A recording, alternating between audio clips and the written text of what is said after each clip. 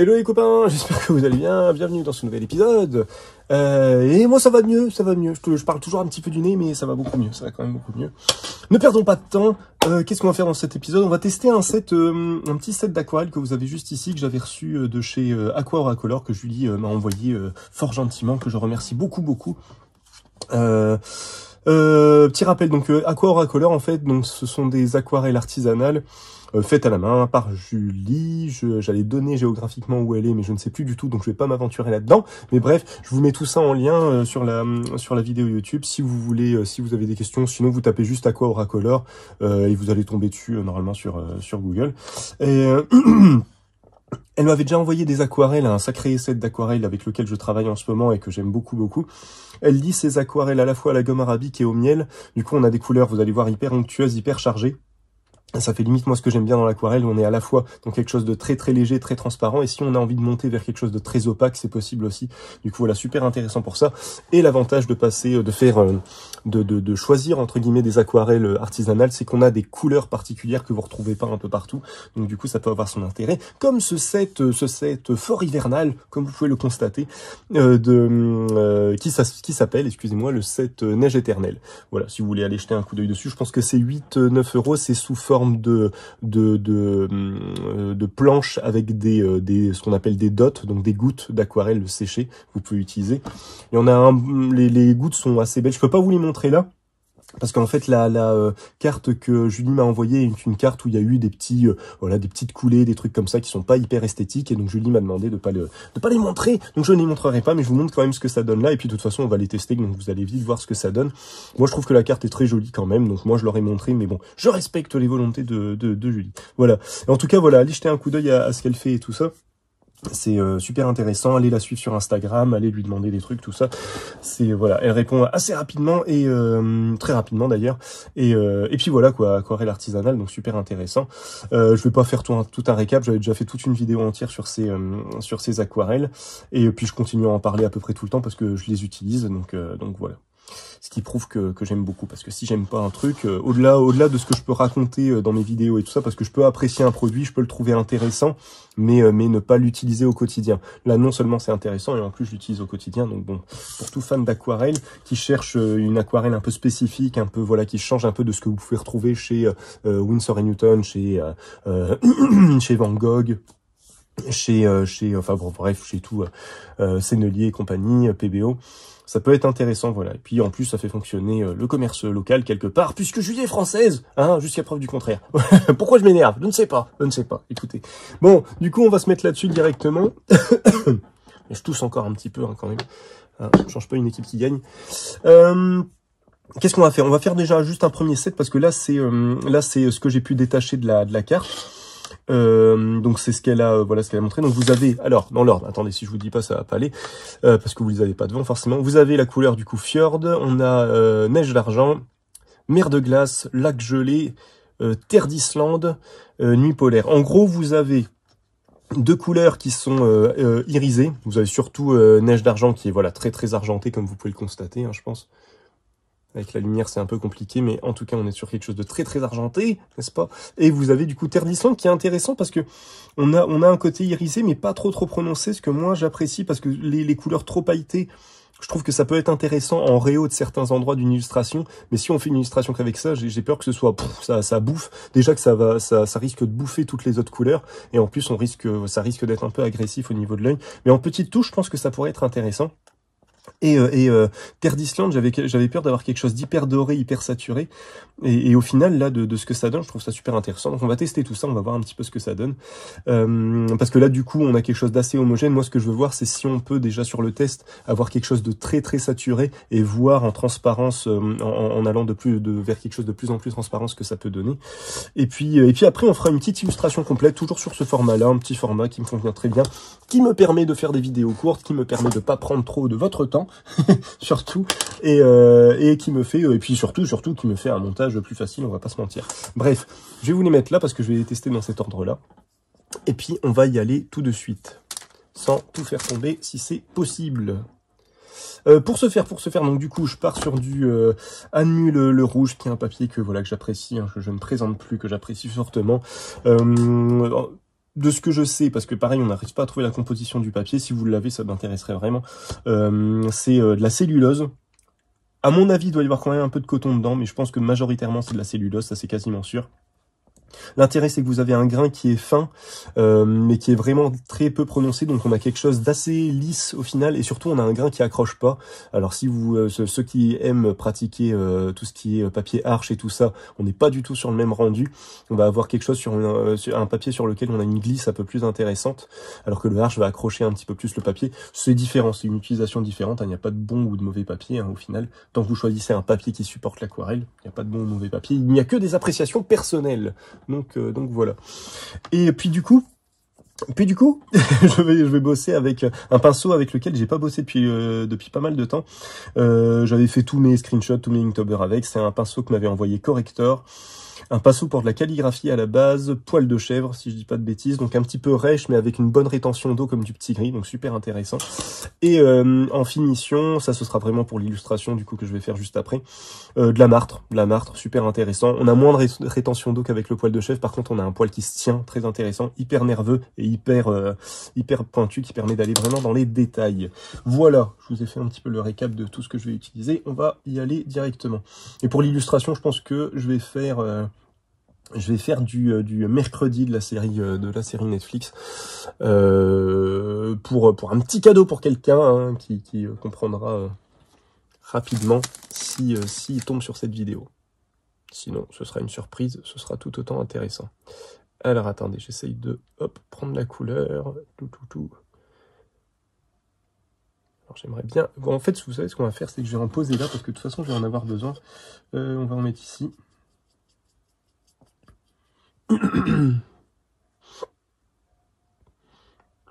Ah, donc c'est marrant, la couleur Fjord, donc qui est la première juste là. J'ai l'impression que quand on la travaille un peu, ça fait un bleu qui a été mêlé avec un petit peu de blanc. On a une espèce de bleu un peu pastel. Donc à mon avis, on obtiendra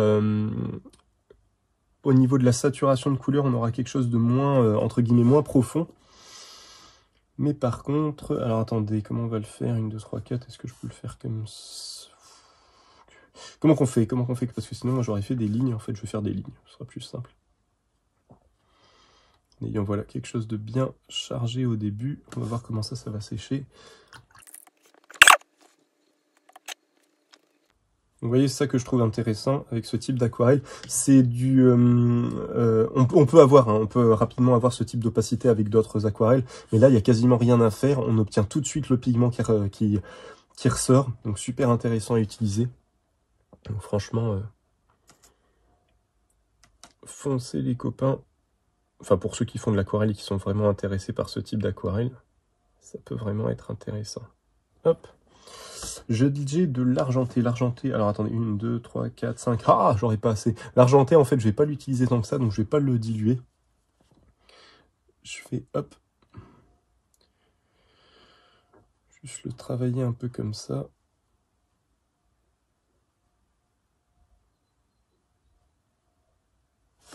Alors le riz, bah, je rincerai mon pot de toute façon.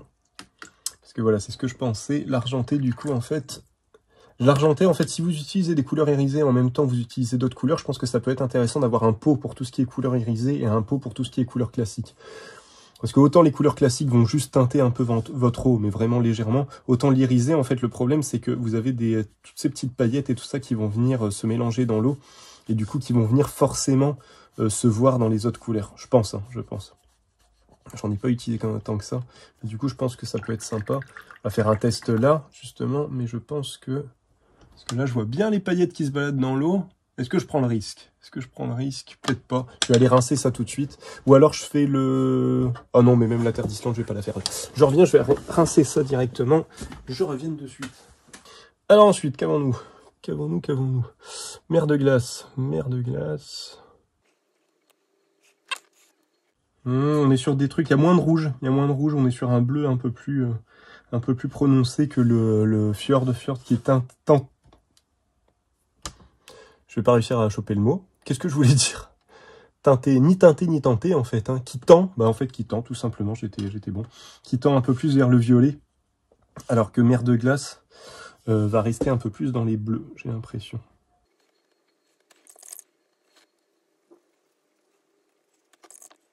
Ouais, du coup, j'avais peur de pas bien dissocier les deux, et en fait, là, je trouve qu'on les dissocie encore mieux.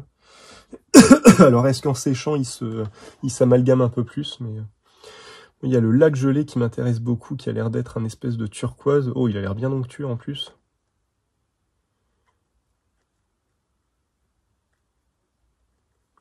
Voyons voir, ouais. En tout cas, un beau set pour, bien sûr, hein, qui va bien avec la saison, qui est super intéressant pour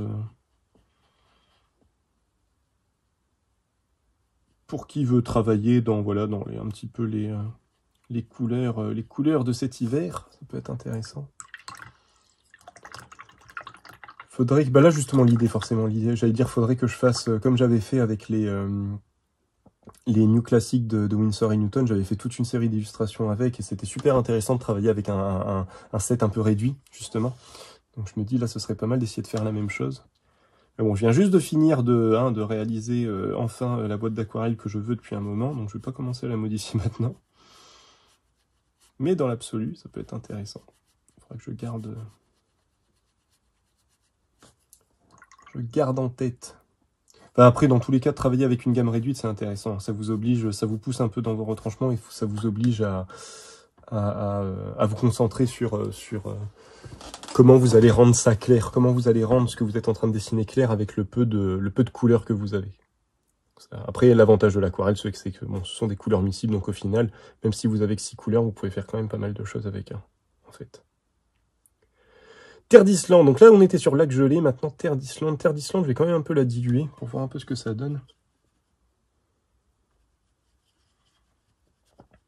Ouais, on est sur un truc irisé, mais ça va, hein. Franchement, ça va. Essayer d'en reprendre vraiment pour avoir quelque chose de bien saturé au début et de venir le diluer après. Ouais, elle est belle, hein. En plus, on n'est pas sur un doré, on est sur un doré un peu... ça fait un peu les dorés antiques, je sais pas comment expliquer. Ça fait les dorés un peu vieillis, quoi, les dorés un peu... Alors, est-ce qu'il va me lâcher beaucoup de paillettes celui-là? Ah, un petit peu quand même, je pense que je vais devoir rincer entre deux. Oh, quoique pour la dernière, je vais continuer avec ça, puis je rincerai... ça va, il n'y a pas encore trop de paillettes, mais il y en a un petit peu quand même. Il y en a un petit peu quand même.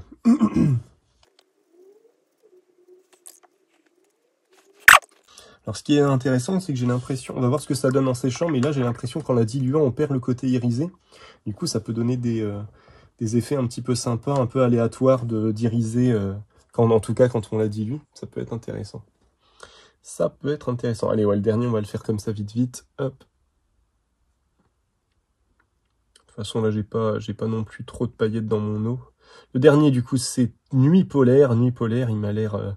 c'est marrant, la goutte sur le papier fait un peu marron. Je peux pas vous la montrer, mais fait... De toute façon, vous le verrez sur son site indirectement. Fait un peu marron foncé, limite terre d'ombre. Et là, visiblement, ça donne une espèce de gris. Ça va être rigolo de voir la différence. Ouais, ça fait pas... Quand on la pose, même comme ça, vous voyez, ça fait pas du tout... Et quand on la dilue, ouais, quand on la dilue, on voit qu'il y a du bleu-gris en dessous. Elle est marrante, elle est très intéressante comme couleur. Alors, qu'est-ce que ça donne?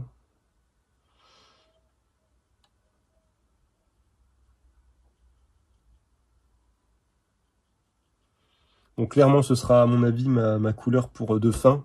Le lac gelé, ce sera ma couleur du début. Et nuit polaire, ce sera ma couleur de fin. Je pense que je vais fonctionner comme ça.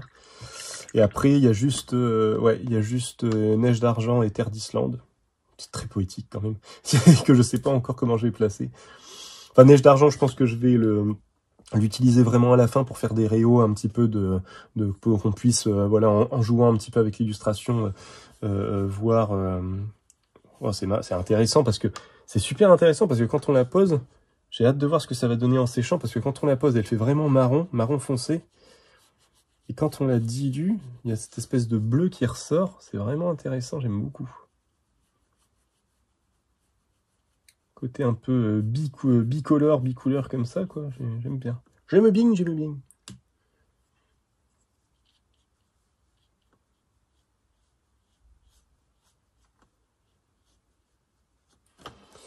Bon ben voilà, on a notre petit set, je vais aller nettoyer ça. Et après on va se coller sur l'illustration directement. Ouais, j'ai vraiment hâte de voir ce que ça va donner en séchant. Bah, de toute façon déjà on le voit avec l'argenté, qui est quand même, alors à la lumière je sais pas si vous le voyez très bien, mais qui est vraiment intéressant pour le coup, parce qu'en le diluant, on a vraiment juste un côté... limite en fait, faire un espèce de... ça pourrait être sympa de faire un espèce de jus avec ça, vraiment pour avoir ce rendu-là, et de le mettre sur un ciel ou ce genre de choses, parce que ça fait un côté un peu étoilé, mais pas saturé, pas trop fort, quoi, pas trop présent.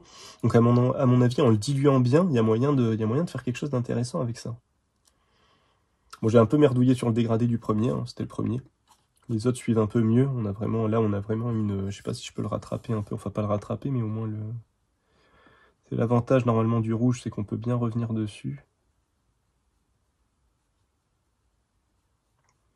Après, bon, c'est jamais bon de... Si vous avez des... comment dire ? Si vous avez fait une illustration et que vous avez ce genre de rendu, vous pouvez essayer de revenir dessus un peu comme je fais, mais en fait, vous allez voir que ça va refaire une délimitation ailleurs. Parce que du coup, le papier a déjà commencé à absorber la couleur, a déjà séché, donc du coup, on va juste déplacer le problème, en fait, c'est ça. On va pas forcément régler le truc. Après, on peut y arriver, hein, à force de petites touches, on peut y arriver, mais c'est long. La plupart du temps, c'est soit on accepte que ça fasse ce truc-là et puis on joue avec, soit, voilà, soit on... soit on l'a... Oh putain, non mais il est vraiment beau en séchant lui. Soit, j'allais dire, soit voilà, soit on y va de manière minutieuse, ça prend du temps, tout ça, donc faut accepter aussi le truc. Faut accepter le jeu avec l'aquarelle aussi. Bon, je vais nettoyer ça, je vais laisser ça sécher tranquillement. En attendant, on va se mettre sur l'illustration, histoire de pas perdre de temps. Et puis voilà, on commence à être un peu rempli ce carnet. Là-dessus, j'ai fait quasiment que du test... que du test de produits, tout simplement. Là, c'était de l'encre en bâtonnet, de l'encre de Chine en bâtonnet. Là, c'était mes gouaches à moi que j'avais essayé de faire, de rendre comme les gouaches de chez la marque Imi et Artix un petit peu en gelée. C'était intéressant parce qu'on avait un beau rendu.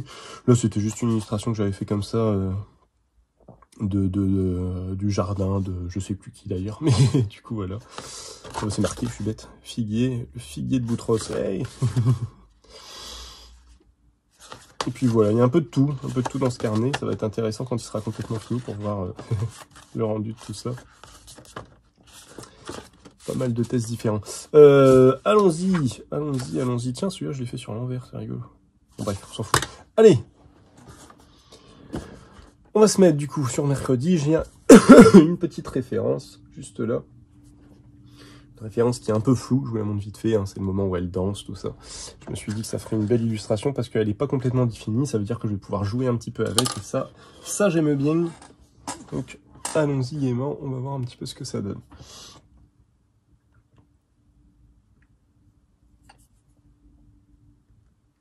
Donc on commence, l'idée j'explique à chaque fois, mais moi, ma façon de travailler en fait, c'est que je commence toujours par une couleur claire, avec laquelle je vais pouvoir poser des bases, poser des ombres, y aller un petit peu comme un barbare. Hein.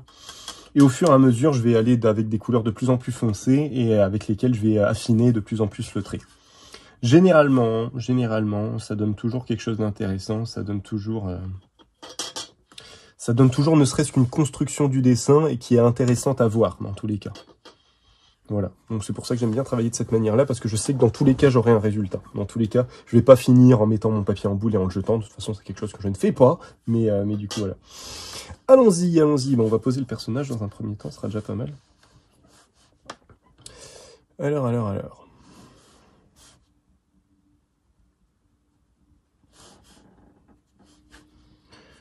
L'idée dans un premier temps, voilà, c'est de poser, hop, les premières formes, surtout pour pouvoir commencer à placer, être sûr de ne pas faire d'erreur, de bien, entre guillemets, centrer, tout ça. Donc l'idée là, bien sûr, c'est de faire, dans un premier temps, pas mal de traits fins, de pas commencer à chercher le détail et tout ça, et de vraiment y aller dans ce qu'on voit, dans ce qui nous choque dès le début. Donc pas commencer à se dire, ah, attends, les yeux, ils vont se mettre là, les machins. Non, là, par exemple, il y a la forme du visage, je vois que ça mèche. Moi, ce qui me choque, là, c'est surtout sa mèche qui passe devant, toute sa chevelure. On commence à détailler un peu ça. On a des cheveux qui tombent un petit peu ici. Après, tout le reste, on va venir l'affiner après.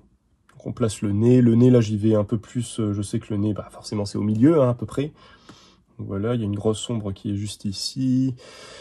On voit à peine ses yeux. Hop, on va faire un truc comme ça. Vous voyez, je vous dis de pas aller dans le détail, mais j'y vais quand même un petit peu. C'est parce que juste comme j'ai commencé le visage, j'ai envie de le finir. Donc ça, c'est un petit peu mon problème. Donc au début, c'est toujours pareil, hein. Au début, ce que je disais à quelqu'un il n'y a pas longtemps, quelqu'un que j'ai aidé pour le dessin et tout ça. Au début, ça ressemble toujours à rien. Il faut pas tenir compte. Là, pour l'instant, c'est une route à traverser. Donc, c'est un chemin à prendre. Il faut prendre le chemin, il faut faire le chemin, et puis on verra après. On verra où ça nous mène. Et après, voilà. Après, on affinera le terrain. On affinera. Mais pour l'instant, on marche. Pour l'instant, on marche, on s'arrête pas. On commence pas à se dire, ah, ça va pas, j'aurais dû le faire plus haut, ça va pas non plus. Non, non, non. On affinera tout ça après. Voilà, comme d'habitude. J'arrive jamais à bien placer ma lumière, ma lampe que j'ai juste au-dessus. Du coup, je me retrouve à chaque fois avec des reflets un peu chiants.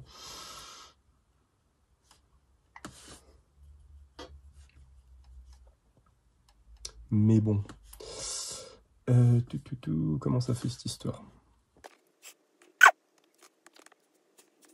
Faut essayer aussi d'y voir des formes géométriques, hein. Là, par exemple, la fin de sa robe, des froufrous un petit peu de sa robe, pour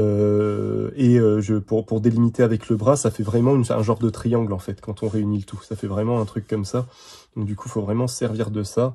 On voit que ça fait une forme géométrique. Hop, on en profite. Et dans un premier temps, voilà, faut jouer entre repère et forme. C'est vraiment ça, l'idée de cette façon de travailler. C'est vraiment ça, d'essayer de respecter un minimum les proportions. Après, ça peut être une idée, hein, ça peut être, je dis toujours, c'est la différence entre, je vais dire une bêtise, la différence entre du Ben Temple Smith pour ceux qui connaissent, ou même du plus universel du Picasso ou ce genre de choses, c'est que Picasso et machin, je suis arrivé. La différence entre du Picasso par exemple et le dessin d'un enfant de 5 ans, c'est que Picasso c'est voulu. C'est juste ça. Hein. Mis à part ça, parce que des fois, je dis pas ça, c'est pas du tout pour dénigrer le style de peinture et tout ça de Picasso ou d'autres. Hein. On prend du Braque, c'est pareil. On prend tout le courant impressionniste, un peu ça. Des fois, on retrouve un peu des traits des traits un peu naïfs d'enfants et tout ça. La seule différence, c'est juste qu'eux, ils l'ont pensé comme ça. Et du coup, c'est assumé, voilà. La seule différence, c'est que c'est assumé. Et ça change tout, en fait. Quand on assume son trait, quand on assume la façon dont on bosse, on peut avoir un rendu un peu naïf, un peu enfant et tout ça, mais le fait que ce soit voulu, j'ai l'impression que ça influe quand même vachement sur le trait. On a un trait plus assuré, et du coup on sait nous-mêmes déjà, on sait que c'est ce qu'on voulait, c'est le résultat qu'on voulait obtenir, c'est ce qui nous plaît. Et d'une autre manière, on sait que le public va se dire, oui, donc c'est son style, c'est sa méthode. Après, il y aura toujours des gens qui vous diront que vous dessinez mal ou ce genre de choses. Hein, ceux-là, faut les laisser de côté. Faites ce que vous avez à faire, et puis c'est tout. Ce sera déjà pas mal. Là, je vois que sa taille, elle arrive juste au niveau de cette main-là. Donc pareil, je prends juste des repères pour essayer de me repérer, hein, tout simplement. Pour essayer de me repérer dans l'image. Là, on est sur un truc complètement noir, donc on va pas s'embêter. On va faire une belle zone. Des fois, c'est sympa hein, d'avoir une zone vraiment remplie. C'est ce que j'essaye de faire de plus en plus, parce que moi, je suis toujours dans une recherche un peu d'ajouter du trait, du détail et tout ça. Et des fois d'avoir une belle zone bien homogène, bien remplie, bien noire, un bel aplat, en fait, c'est assez intéressant. Chose que j'ai du mal à intégrer. Là, on a son coude qui termine ici, donc forcément, l'autre coude, il va pas être bien loin. Hein. Tac, tac, on va essayer de tracer une ligne imaginaire juste là. Et on va venir, hop, placer la main juste là. Le reste, juste ici aussi. Hop. On va revenir un peu sur le visage parce que son visage, il me gêne un peu. J'ai l'impression d'avoir juste un genre de squelette. Alors après, là, son œil, il est complètement perdu dans ses cheveux, donc pareil, on va pas s'embêter. Alors le problème, ça va être le temps de séchage, parce que je veux pas faire des vidéos trop longues, mais il faut que j'attende que ça sèche un petit peu pour pouvoir faire mes secondes couches. Cela dit, ça peut être intéressant aussi d'y aller alors qu'on est encore un peu dans l'humide. Ça donne des résultats qui sont parfois hasardeux, mais intéressants. C'est aussi l'avantage des cheveux quand il y a quand même une certaine masse de cheveux sur le personnage, c'est que justement, comme c'est une masse de cheveux, vous pouvez dans un premier temps vous en servir pour vraiment, si vous voyez que vous n'avez pas fait une tête assez haute ou ce genre de choses, vous pouvez vous en servir pour rajouter un petit peu, pour donner quelque chose de plus cohérent au niveau de la morphologie de la tête et tout ça. Et après, vous viendrez affiner les cheveux pour que ça ressemble plus à des cheveux qu'une masse informe. Mais dans un premier temps, ça peut être pas mal de s'en servir pour... Là aussi, on a une belle ombre. De s'en servir pour, voilà, pour gérer les petits défauts.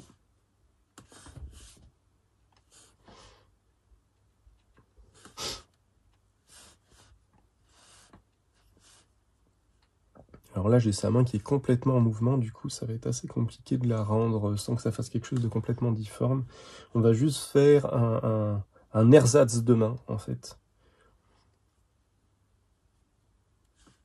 En tout cas, on va essayer de faire un ersatz de main.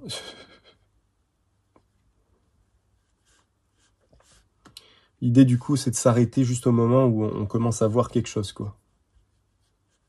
Donc là, j'ai l'impression qu'on comprend le pouce.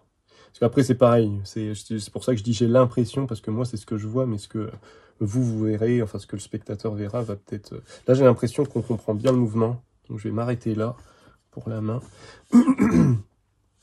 Du coup, l'idée, c'est que je vais la laisser comme ça. Je vais pas la redéfinir, celle-là, pour le coup. Ça aussi, c'est quelque chose contre lequel je me bats avec moi-même. C'est essayer de casser l'homogénéité du rendu final. J'ai tendance à faire un peu tout pareil, à partir un peu en automatique assez rapidement. Donc, du coup, il faut se battre contre ça.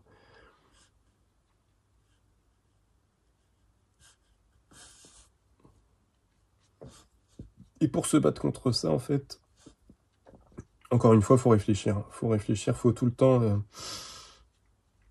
osciller entre spontanéité du dessin, et qui est super intéressant, et réflexion. Trouver un espèce d'équilibre pour dire, là, je me laisse un petit peu aller, hop, là, je rattrape un peu le mouvement et j'essaye de maîtriser un peu plus mon trait. Là, je me relaisse aller. Voilà. J'ai l'impression que c'est... Enfin, moi, je fonctionne comme ça. J'ai l'impression que ça... Ah, vous voyez plus trop. J'ai l'impression que ça fonctionne assez bien dans cette méthode-là. Là, du coup, je vais me servir aussi de la base pour faire un espèce de... pour faire le fond, en fait, parce qu'il y a des personnages dans le fond, mais vraiment les faire de manière succincte. De toute façon, on voit pas grand-chose non plus.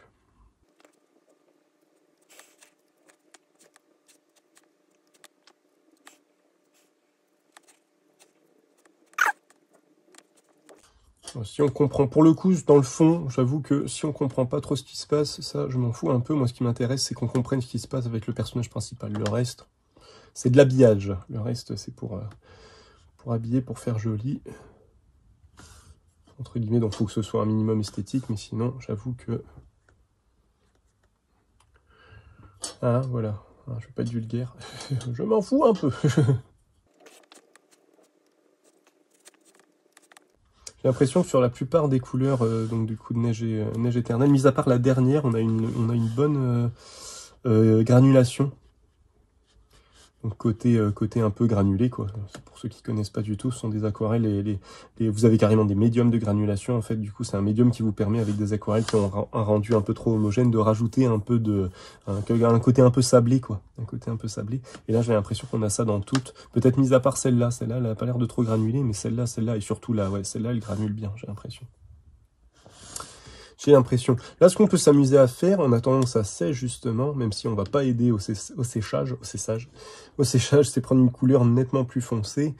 Là, dans l'ordre, normalement, il faudrait que je passe à celle-là et à celle-là. J'avoue que les deux vont se mêler. Je vais utiliser celle-là, en fait, pour faire un espèce de pré-dégradé. Donc celle-là, c'est pas la fjord, c'est la mer des glaces. Hop. pour faire ce que moi j'appelle un espèce de pré-ombrage, pré-dégradé. L'idée, c'est que je vais juste venir rajouter des petites gouttes là, là où ça me semble être plus sombre. Juste pour pouvoir casser un petit peu l'homogénéité justement de la couleur. Le problème, c'est que voilà, je ne vais pas aider au séchage, au contraire, je vais rajouter... du temps. Et ça, du coup, j'essaye de le faire sur les zones qui sont, qui sont encore mouillées, pardon. Parce qu'en fait, si on commence à réattaquer les zones sèches, vous voyez, on va refaire du trait. En fait, là, l'idée, c'est justement de ne pas faire du trait. Bon, après, il y a certaines zones, je suis un peu obligé. Hein. Je suis un peu obligé de refaire du trait. On va recommencer, en fait. Hein, on va recommencer tout doucement à définir le dessin. Après, c'est pareil, hein, ce qui va être intéressant, du coup, c'est qu'on va avoir un côté où on a encore continué à travailler dans l'humide, l'autre où on a continué à travailler dans quelque chose de plus... Putain, il granule vachement. Hein. Vous voyez ce qu'il est en train de faire, là? Ça fait des nervures partout, c'est super intéressant.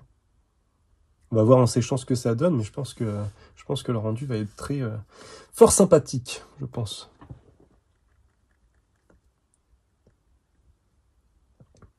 Je pense.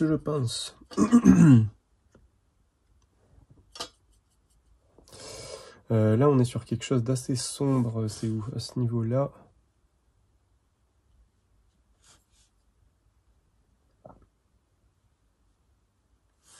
Vous voyez, rien que le fait, je vais y arriver, d'avoir posé des petites touches comme ça permet déjà de faire ressortir certaines choses, de dissocier le fond du personnage principal, de commencer à travailler le truc d'une certaine manière.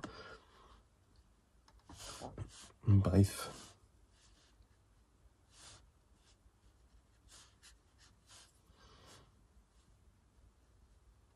Ce qui peut être sympa aussi, c'est de laisser justement des côtés un peu secs, pas trop dilués. Enfin bref, il faut s'amuser. Hein. L'aquarelle, il faut s'amuser. Il faut vraiment pas...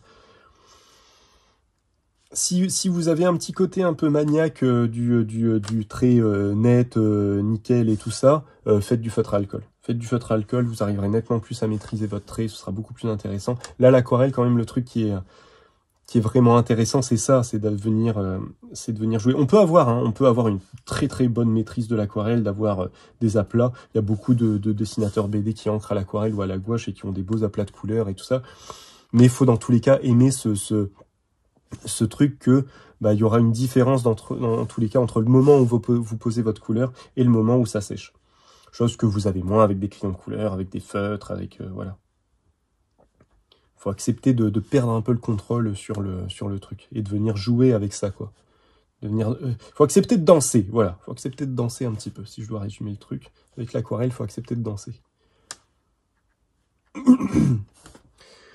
Voilà pour cette couleur-là, on va tout de suite passer à l'autre. Et puis après, ouais, il y a tout le côté irisé. Ah, cela dit, alors sur l'image, il y a toute une partie qui pourrait être intéressante où il y a sans le vouloir en plus, il y a toute une partie où il y a cette partie-là avec un petit côté un peu pailleté. Ça pourrait être sympa de casser un petit peu aussi le côté trop bleu et tout ça avec une petite touche ici. Ça pourrait être sympa. Puis pour le coup, ça colle à l'image, donc pourquoi pas. Et puis ouais, par contre, le lac gelé, je ne sais pas du tout ce que je vais faire avec. Justement, là vu que c'est encore un peu humide, on pourrait essayer de faire une première couche du doré. Des terres d'Islande, n'est-ce pas? Je pense que ça pourrait être sympa.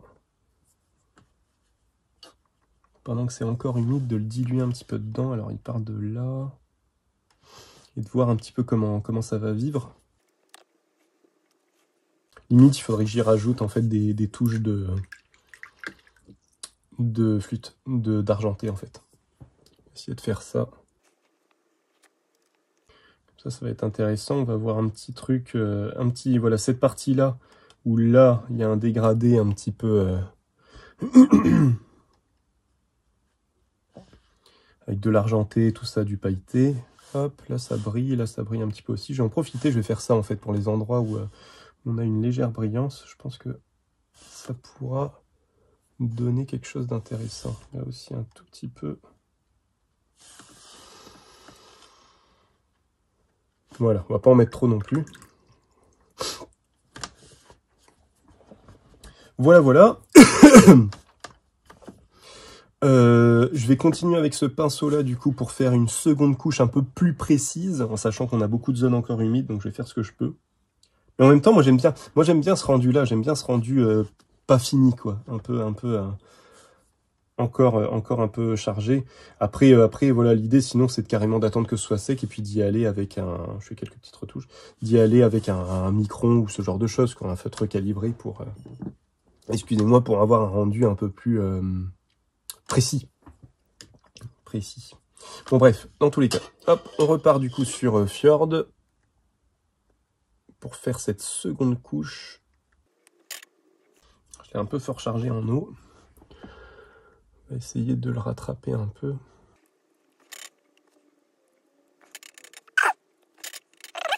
Allons-y. Bon, là, je fais des grosses touches dans un premier temps.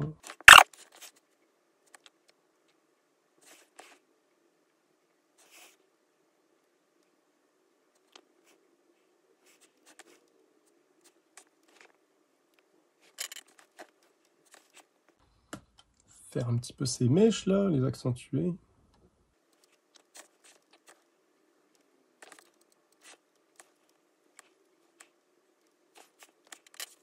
Elle a un air un peu triste, mais en même temps, elle a un air triste, enfin triste, sans âme un peu dans le... Elle danse, mais tu sais pas trop si elle est heureuse ou pas.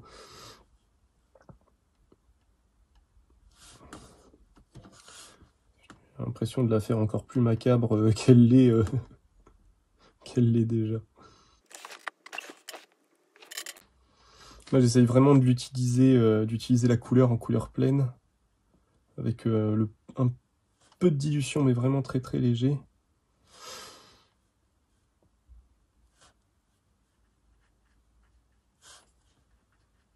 Pour avoir justement ce côté à plat que je voulais avoir. Donc quelque part, je vais annuler un petit peu tout le dégradé que j'avais fait, mais c'est pas grave, hein, ça fait partie de la construction du truc. Ça fait partie du jeu. Après, je vais peut-être laisser quelques parties, parce que j'aime bien toute cette partie-là, mais en même temps, j'ai envie de voir ce que ça donne en fonçant un peu le tout. Je pense que ça aura quelque chose de beaucoup plus intéressant. Après, il faut pas que je traîne trop non plus, parce que je vois qu'il est déjà 10h26. Je ne veux plus, bon là c'est mort, là ça va être tendu, mais je ne veux plus, dans l'absolu, j'aimerais ne plus dépasser l'heure de vidéo, avoir moins d'une heure de vidéo à chaque fois. J'avais déjà dit ça l'année dernière et j'arrive pas à le respecter, parce que je me lance toujours dans des trucs un peu chronophages, et en même temps c'est ça que j'aime bien, c'est ça que j'aime, c'est toi que je t'aime, et du coup, on parle bien la France, et bref, du coup voilà. Mais on va essayer de s'y tenir. Et puis quelque part, là, ça m'oblige à bosser un peu rapidement. Ça peut être intéressant aussi. Hop.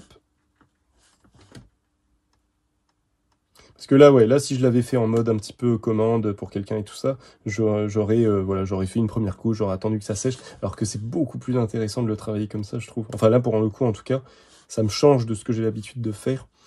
Du coup, je me rends compte que le travailler humide dans l'humide, tout le temps dans l'humide, c'est intéressant aussi. C'est intéressant aussi. Vous voyez ce que j'adore avec ce pinceau-là, c'est l'avantage du poil de chef, c'est comme il est un petit peu dru, un petit peu rêche, on peut le travailler de manière très très fine. Et franchement, j'ai fait toute une série d'illustrations avec ce pinceau, en utilisant quasiment que ce pinceau. Bah d'ailleurs oui, je l'ai utilisé que ce pinceau. Et le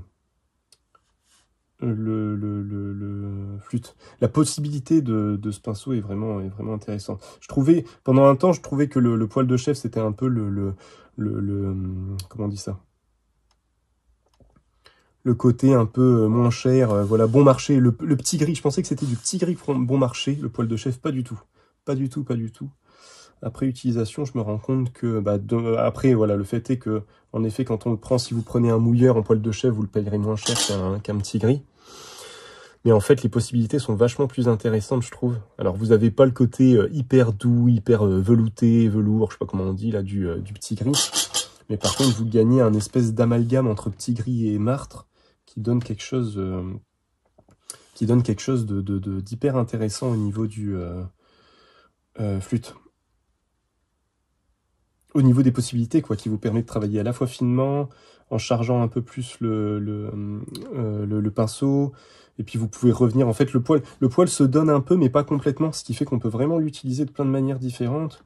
Vous avez tout le côté rêche, qui parfois peut être un peu compliqué à obtenir avec un petit gris qui va être trop doux, justement. Donc non, ouais, un super pinceau, qui est utilisé à la base pour de la calligraphie, mais encore une fois, ça j'en ai beaucoup aussi, quand je conseille sur du matériel, qui me disent oui, mais c'est un pinceau calligraphie, donc c'est pas fait pour. Ouais, mais non, en fait. Utilisez-le, ça va peut-être vous plaire, en fait, ça va peut-être vous plaire. C'est pas parce qu'il y a un truc, c'est marqué écriture, calligraphie, que ça peut pas utiliser pour le dessin, hein, c'est du marketing, hein, ça. C'est juste du marketing, ça n'existe pas en vrai. Bon, bah voilà. Écoutez, je me demande si je vais pas tout faire avec ce pinceau-là, en fait, parce que ça me plaît tellement de revenir avec ce pinceau, je sais pas. Faut que je retravaille avec, Trop de plaisir, trop de plaisir. Parce que là, je sais que je vais être précis, avec celui-là. Mais là, vu que je travaille dans l'humide, si je veux continuer à avoir ce travail, parce que là, on a quasiment fini. Vous voyez, putain, je sais pas si on le voit. Je vais essayer de vous le montrer en photo. Alors, ce sera sur la vidéo YouTube. Mais le rendu avec le côté pailleté, il est pas déconnant, hein. Il est vraiment intéressant quand on l'utilise un petit peu dans de l'humide. Le côté doré pailleté avec le turquoise, là, ça donne quelque chose d'hyper intéressant. C'était un petit truc comme ça. Bah, j'en suis content, vous voyez. Allez, dernière couche. Et puis, écoutez, on va être à peu près dans les temps. C'est très bien. C'est très, très bien. Le mec s'auto-congratule. Hein.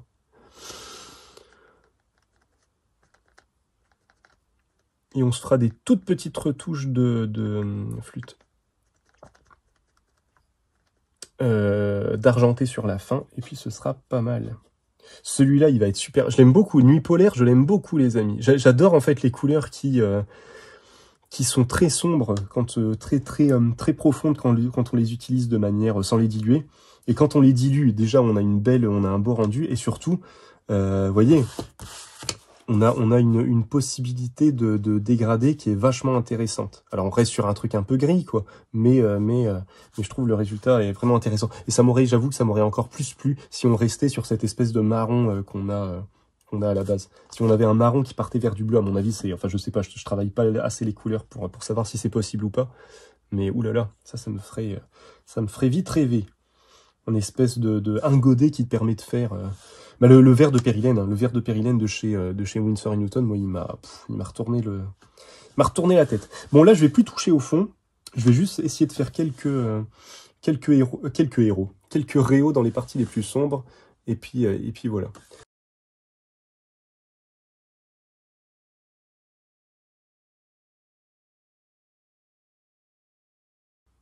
Dans la couleur, il est peut-être beaucoup trop sombre en fait, mais ça va être intéressant. Ça casse un peu tout le camailleux de bleu que j'avais réussi à faire, mais c'est pas grave, on va faire avec. On va faire avec, et ça va quand même le faire.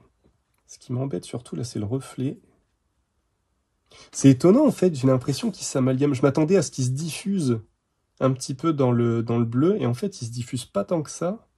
Du coup c'est intéressant, il doit avoir un côté un peu, alors est-ce que la composition est pas exactement, pourtant si, hein, je pense qu'il faudrait que je demande à Julie du coup, si la composition est la même. Mais en tout cas, on va voir comment il sèche, mais là pour l'instant, il a un petit côté hydrophobe qui fait qu'on peut faire des choses fines avec, alors qu'on est encore sur de l'humide, c'est intéressant. C'est bon à savoir. C'est bon à savoir, c'est une donnée que je n'avais pas au début, forcément, ne connaissant pas les couleurs. Maintenant que je l'ai, je vais pouvoir m'amuser avec. Ah, c'est fou, hein. Ça se diffuse un peu, c'est pas complètement hydrophobe non plus, hein, mais du coup, le fait de l'utiliser vraiment en couleur pleine, opaque, ça doit être le pigment du coup qui a des propriétés à moins s'amalgamer en fait, à moins s'amalgamer avec les autres teintes. Du coup, c'est assez intéressant. J'ai peut-être un peu trop chargé le regard. Mais on va se débrouiller,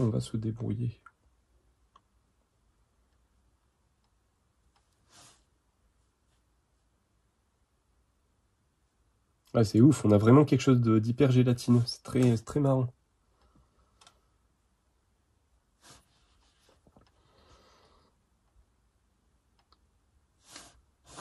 voyez, sur une zone, regardez là, sur une zone complètement humide, on a du trait, quoi. C'est ouf, hein.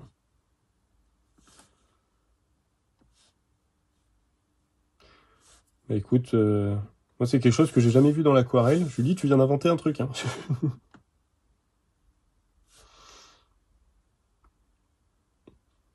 Sur une même gamme d'aquarelle, j'avais jamais vu ce genre d'effet. Parce que vous voyez, elle se diffuse quasiment pas, hein, dans l'autre couleur. Elle est vraiment empaquée. Et c'est pas moche, quoi, parce que j'en ai eu, hein, des aquarelles qui étaient mal, qui étaient un peu mal conçues, qui s'amalgamaient mal. Et du coup, on avait ce côté un peu paquet, mais ça faisait un peu paquet sec. Il n'y avait pas ce côté limite gras. Il n'y avait pas ce côté onctueux. Là, on rattrape limite, je sais pas comment dire, pas de la gouache, hein, parce que la gouache, justement, en l'utilisant à paquet, on peut l'avoir, on peut avoir ce rendu un peu, un peu pâte, quoi. Et là, on n'a pas de la pâte, hein. Là, on n'a pas de la pâte, on a quelque chose qui reste fort liquide, qui permet de faire des traits hyper fins, du coup, vu qu'elle est, elle est juste à la bonne consistance, quoi. Du coup, par contre, elle s'amalgame pas trop avec les autres, donc faut le savoir, hein.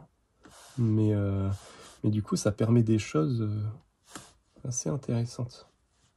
Bon, je lui ai fait, si j'avais su, j'aurais pas commencé par le regard, j'avoue. Parce que là, je lui ai fait un regard hyper sombre. En même temps, ça colle un peu au personnage, hein, donc c'est pas bien grave. Par contre, je suis vraiment interloqué par le... Et là, du coup, alors je sais pas comment ça va sécher cette histoire, mais là, on a un espèce de marron, hein. Alors, est-ce que ça va faire comme là, et ça va sécher dans un espèce de noir un peu foncé? On va voir, les amis, on va voir. Enfin, on va voir. Je vous montrerai en photo, parce que je vais pas attendre que ça sèche non plus. Mais bon, bah écoutez, voilà, hein, on approche tout doucement. Je vais essayer juste de redélimiter. Alors, je sais pas si c'est une bonne idée. Alors, dans beaucoup d'eau... Non, même pas, hein, j'allais dire dans beaucoup d'eau, en fait, non.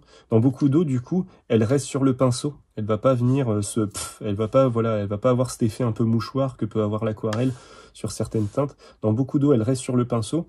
Et quand il y a juste ce qu'il faut d'eau, elle se pose, mais par-dessus. Hein, c'est très marrant.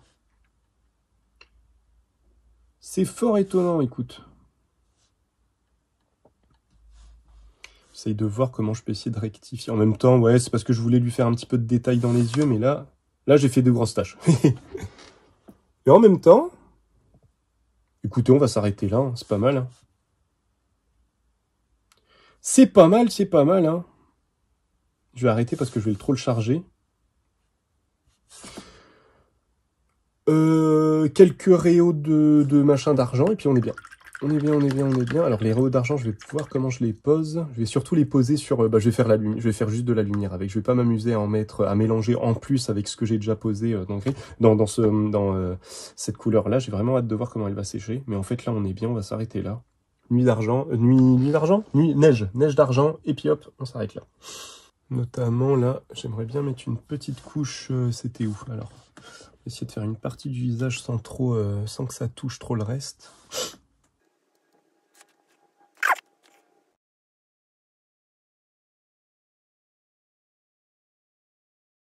Ah, dis donc, j'ai un poil qui se...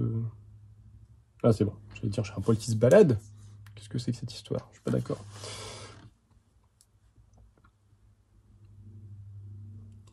Voilà, juste quelques petits reflets. Il y en a notamment ici aussi. Une petite touche de lumière juste là.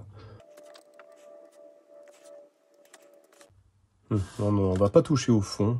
C'est bien, on va rester comme ça. Je me retiens, vous avez vu, je me retiens. Je me retiens, mais j'en fous partout quand même.